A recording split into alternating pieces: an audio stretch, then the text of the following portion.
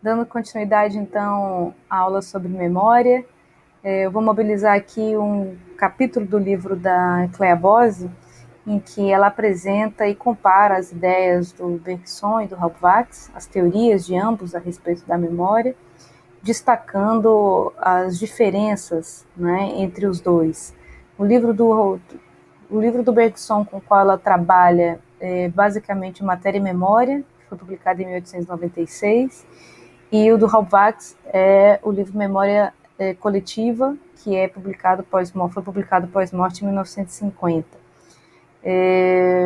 Bom, esses dois autores apresentam ideias e teorizações sobre a memória bastante diferentes, né? Enquanto Bergson, lá no final do século XIX, estava pensando uma dimensão estritamente individual da memória, com um método, inclusive, introspectivo, o Halbwachs vai em outra direção, trabalhando com o caráter social da memória, inclusive com uma tese de que não existiria uma dimensão puramente individual da memória, né? Porque na realidade toda memória individual já seria uma memória também coletiva.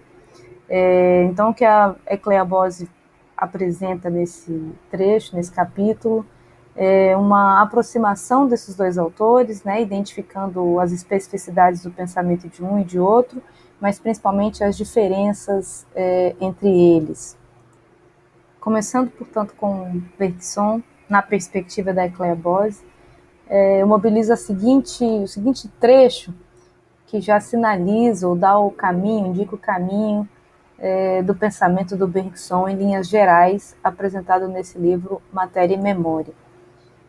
Nas palavras da Clea Bose, é importante frisar esse ponto, que será o nó das objeções que lhe faria a psicologia social de Maurice Halbwachs. Quer dizer, o que ela anuncia ali é, digamos, o núcleo duro de divergência entre os dois autores. Né? Então, o que há no pensamento de Bergson que pode ser considerado como o foco da crítica de Halbwachs? É o que aparece na sequência. Segundo ela, para Bergson, o universo das lembranças não se constitui do mesmo modo que o universo das percepções e das ideias. Ou seja, lembrança é uma coisa, percepção e ideias outra coisa. Todo o esforço científico e especulativo de Bergson está centrado no princípio da diferença. De um lado, o par percepção-ideia, par nascido no coração de um presente corporal contínuo, que coincide, digamos assim, né, com o tempo, com o momento presente do sujeito. Né? Então, de um lado, o par percepção-ideia, par nascido no coração de um presente corporal contínuo. De outro, o fenômeno da lembrança, cujo aparecimento é descrito e explicado por outros meios. Essa oposição entre o perceber e o lembrar é o eixo do livro que já traz no título o selo da diferença, matéria e memória. Em Bergson, portanto, percepção e lembrança são experiências ou fenômenos distintos. Mas eu diria que mais do que isso, para Bergson, enquanto a lembrança se relaciona com um passado que é supostamente preservado em sua integralidade no inconsciente, a percepção se relaciona com a exterioridade pura das coisas, de um lado, e de outro, a exterioridade das coisas com o próprio conjunto de lembranças que, na perspectiva do Bergson, são armazenadas no inconsciente. Então, no primeiro caso, pura subjetividade. No segundo, pura exterioridade, em diálogo com a subjetividade da lembrança.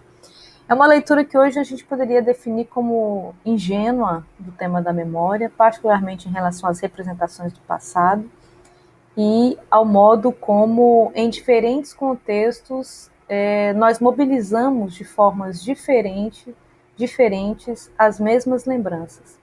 Então, e essa ingenuidade fica mais visível, notória, na medida em que a gente compara essa leitura com a leitura que fez Maurice Halbwachs sobre a memória. Mas antes de observar o contraste entre os dois, vamos tentar entender melhor o que significa essa concepção de memória individual no pensamento de Bergson.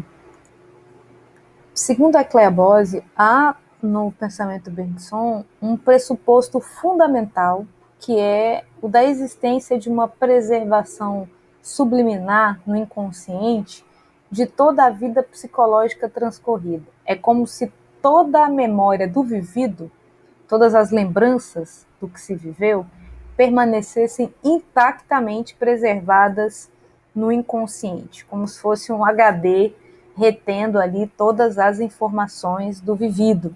Né? Então, como a própria autora afirma, somos tentados, na esteira de Bergson, a pensar na etimologia do verbo lembrar-se, que em francês é se souvenir, que significaria um movimento de vir de baixo, um souvenir, vir à tona. Né? Então, um movimento de vir à tona o que estava submerso.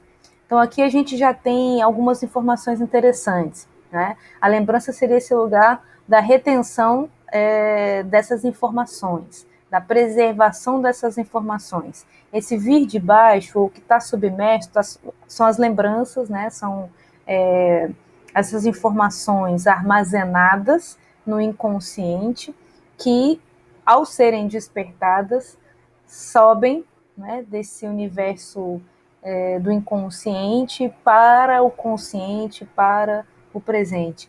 Então, por isso que a autora está dizendo que nós somos tentados a pensar no verbo souvenir como um movimento de vir de baixo, de vir à tona o que estava submerso. Então, esse sentido de vir à tona revela essa concepção bergsoniana de preservação integral da experiência vivida no inconsciente do indivíduo. Isso pensado hoje soa mais do que ingênuo, é uma leitura que hoje soa antiquada, né? Mas vamos acompanhar o raciocínio do autor para poder depois pensar o contraste com Halbwachs. Então, ele está falando aqui de uma preservação integral da experiência vivida no inconsciente e, ao mesmo tempo, de participação ativa desse passado na interação com a experiência do presente, ou seja, com a experiência da percepção imediata, é onde se cruzam aí a lembrança e a percepção. A memória, portanto, volto a citar Eclair Bose, aparece como força subjetiva, ao mesmo tempo profunda e ativa, latente e penetrante, oculta e invasora. Ou seja, é profunda por estar nessa dimensão do inconsciente, né? Então, submersa. Ao mesmo tempo, é ativa porque, uma vez retida, mas possível de ser acionada conforme uma demanda no presente da percepção, então ela participa de cada momento de modo ativo. Né? É latente porque é um constante vir a ser, né? Ou vir à tona, potencialmente vir à tona, né? E ao mesmo tempo que é oculta, porque está inconsciente, é invasora, porque ao ser acionada, né, penetra no contexto do presente, do vivido, no presente da percepção. Então, a lembrança tem essa dupla dimensão, latente, né, e ativa. Ela é tanto oculta quanto invasora. Ao mesmo tempo em que ela está preservada quase que silenciosamente ali no inconsciente, quando é acionada, ela aparece com todo o vigor, né, na mesma medida da preservação intacta no inconsciente. Essa leitura da memória, para realizar essa leitura da memória, o Bergson desenvolveu uma espécie de método introspectivo que ele ilustrou com a metáfora do cone invertido, que representa como se dá a ativação dessa memória, ou dessas lembranças que se encontram em estado latente.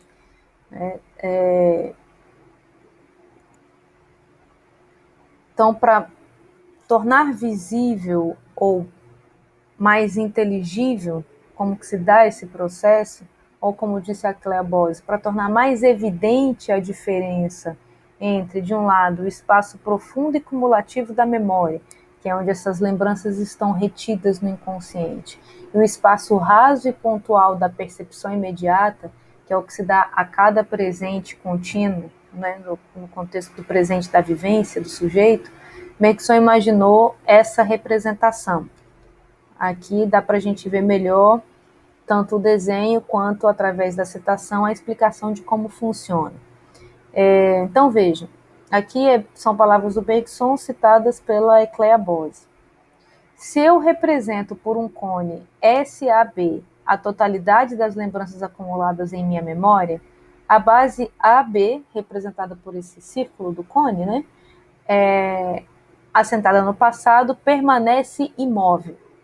Então, ali, essa base circular do cone invertido, representado pela base AB, contém todas as lembranças armazenadas integralmente nesse universo do inconsciente, né? Então, tudo que se experimenta, tudo que se vive, que gera recordação, fica retido e é armazenado nessa base AB. Então, a base AB assentada no passado permanece imóvel, ao passo que o vértice S, que figura em todos os momentos do meu presente, avança sem cessar e sem cessar também toca o plano móvel P de minha representação atual do universo. Vamos pensar esse S como sendo um movimento do pensar, né, no momento em que ele se dá, que representa uma ação no presente. Cada momento presente, lembrando, mobilizando aqui novamente o conceito de historicidade, a cada tempo presente, a cada instante, a cada circunstância presente, se mobiliza, né, no caso da historicidade, essa dimensão da experiência, a dimensão de expectativa. Aqui a gente está pensando o S como esse contexto do instante do pensamento, né, o puro presente. Então, esse S figura em todos os momentos o meu presente. E ele avança sem cessar em direção a essa base AB, ou seja, em direção ao passado das experiências e, consequentemente, das lembranças preservadas integralmente no inconsciente, e em direção também a essa base, ou plano móvel P, da representação atual do universo.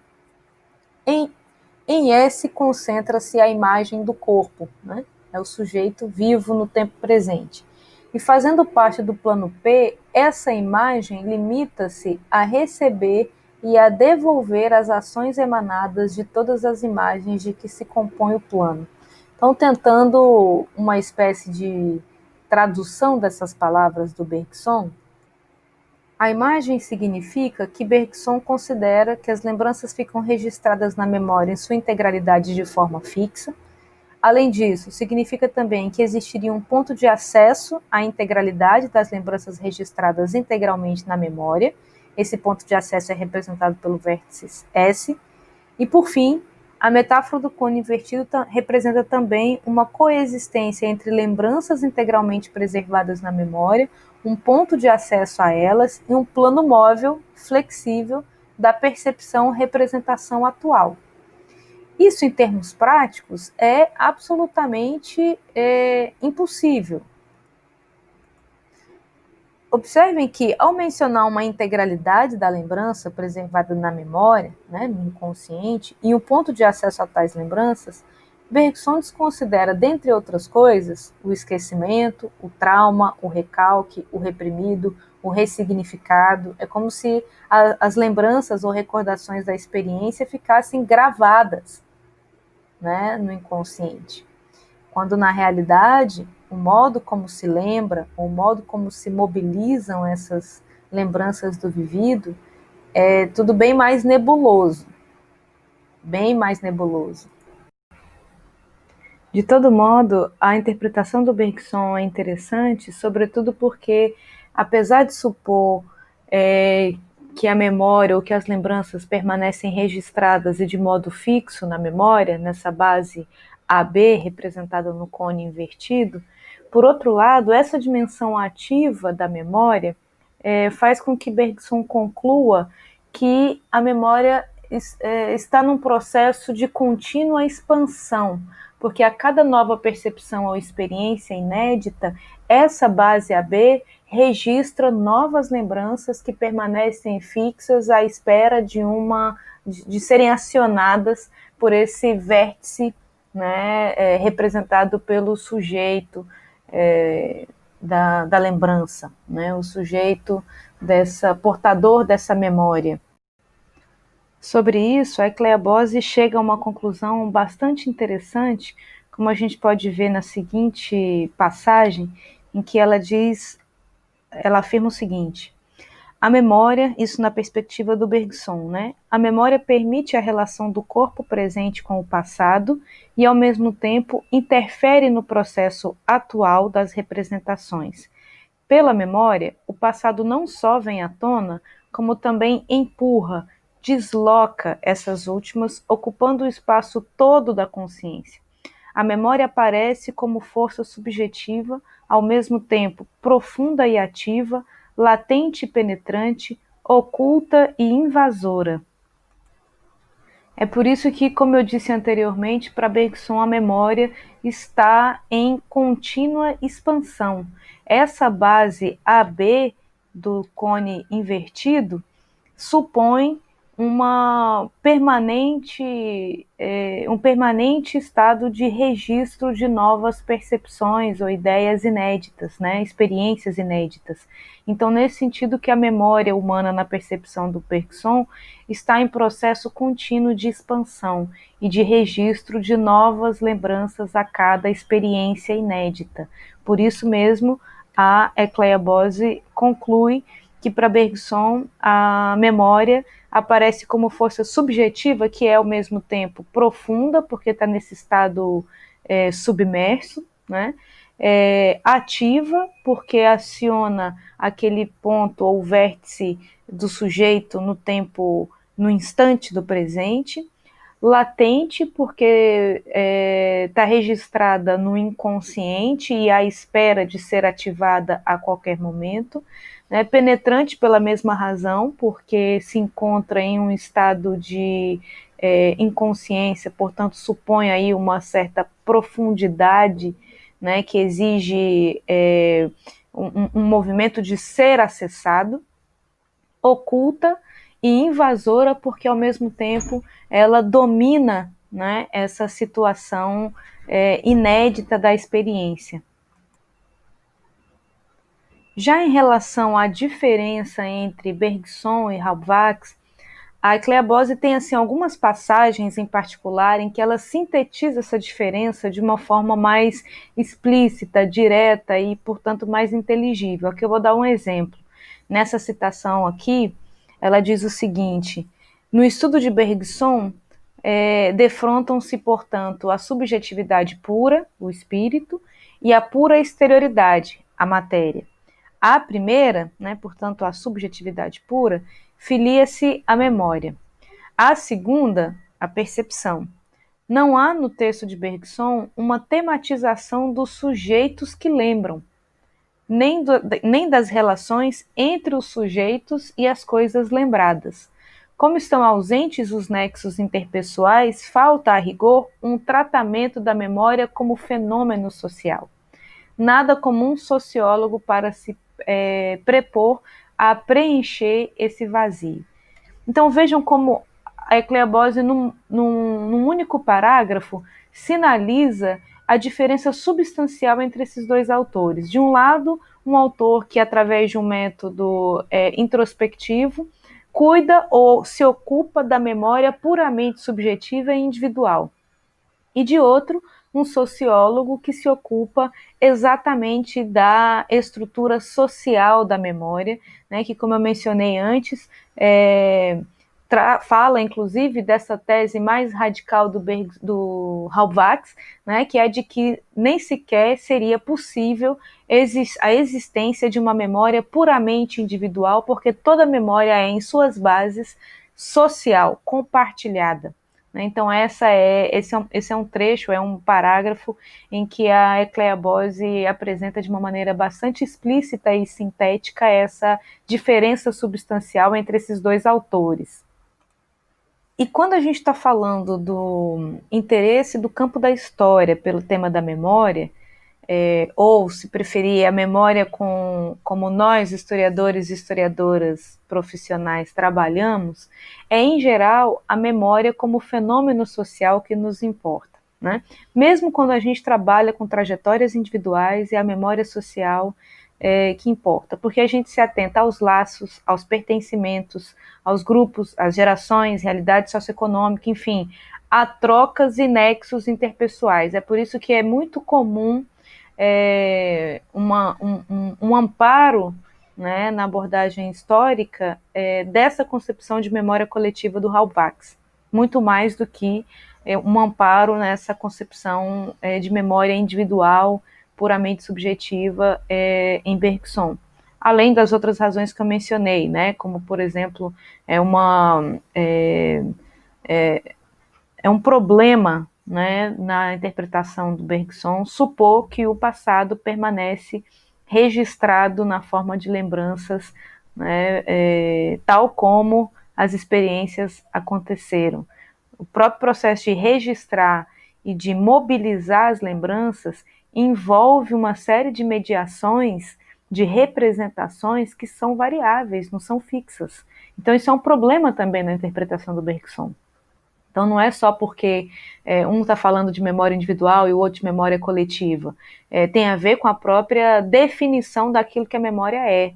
Né? Então, nesse aspecto, a abordagem histórica está muito mais próxima da leitura do Maurice Halbwachs do que do Henri Bergson. Outra coisa importante é precisar essa diferença entre individual e coletivo, porque não é pouca diferença na abordagem desses dois autores. Né? A primeira coisa que é preciso entender e deixar o mais explícito possível é que o coletivo, na perspectiva do Halbwachs, não tem um significado de soma de individualidades ou soma de indivíduos, como se a soma de todas as memórias individuais formasse a memória coletiva. Não é isso. Muito diferente disso, para o Halbwachs, toda memória é coletiva porque, a rigor, não existe uma memória puramente individual. E não existe uma memória puramente individual porque toda memória individual depende do seu relacionamento com a família, com a classe social, com a escola. Né? Halbwachs vai na contramão da teoria bergsoniana porque ele exclui qualquer possibilidade de se pensar uma memória que esteja apartada da troca, da conexão com outros sujeitos. Né? E da mesma forma não existiriam para Halbwachs lembranças integral e fixamente preservadas, registradas, né? Porque para ele a nossa relação com o passado é sempre mediada por lembranças que por sua vez integram a memória, que é sempre construída coletivamente, tanto através da linguagem quanto das experiências compartilhadas e também das memórias emprestadas. Essa ideia de memória emprestada é muito interessante porque ela é muito familiar. Isso é ainda muito mais comum quando a gente mobiliza lembranças da nossa infância. Tem muita lembrança que a gente acha que é própria, né? Que são lembranças do que a gente viveu, mas muitas vezes são, na realidade, lembranças de narrativas de parentes próximos, que se lembram, que nos contam e nos contam repetidas vezes de tal maneira que a gente se apropria dessas memórias, dessas lembranças, melhor dizendo, como se elas fossem nossas. Mas na realidade são lembranças de outras pessoas que compartilham conosco e a gente se apropria delas, e nesse sentido são memórias emprestadas. Então veja que a análise do Halbwachs ela é bem mais complexa e ela entrelaça diferentes dimensões das lembranças. Né?